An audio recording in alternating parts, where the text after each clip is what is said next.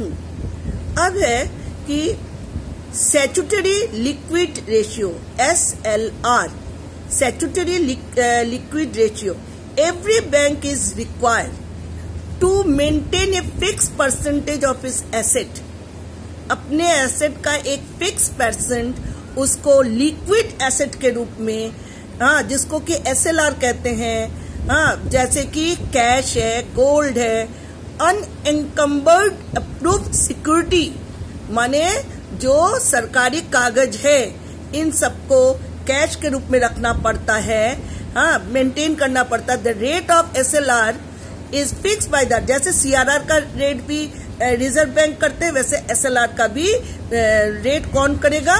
Reserve bank. The rate of SLR is fix by RBI and, और इसमें भी समय समय पर परिवर्तन होगा, जैसे CRR में चेंज होता है वैसे SLR में भी चेंज होगा।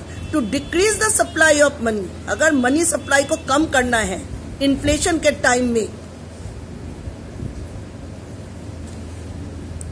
तो कम करना है, to decrease the supply of money inflation, the central bank increase SLR, और fund available for CRR, accordingly fund available for CRR deposit are reduce, कम हो जाएगा।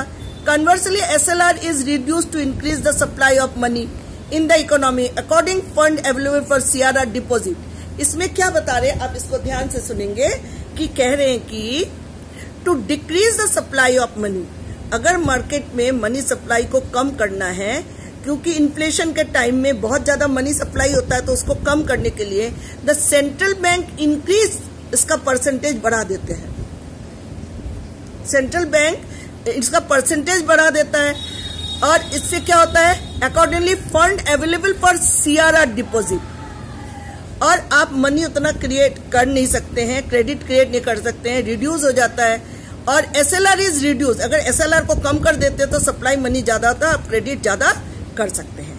अब एक है, ये तो हो गया क्वांटिटेटिव, अब है qualitative.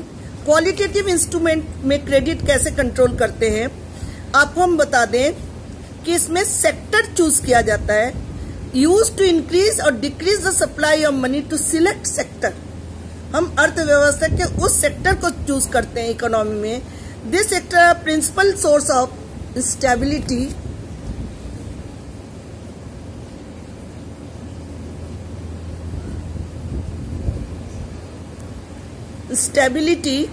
The economy.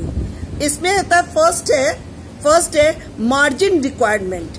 Margin requirement मतलब होता है कि मार्जिन रिक्वायरमेंट होता है current value of the security offered,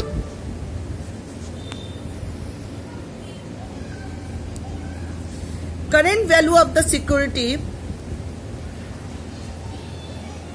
offered to loan and collateral and the value of loan granted। Suppose कीजिए कि आपका एक मकान है जो कि उसका वैल्यूएशन 1 करोड़ है, 1 करोड़ है, लेकिन सरकार ये मान रही है आपके मकान का वैल्यूएशन 1 करोड़ है, और लेकिन सरकार आपको लोन 80 लाख देगी।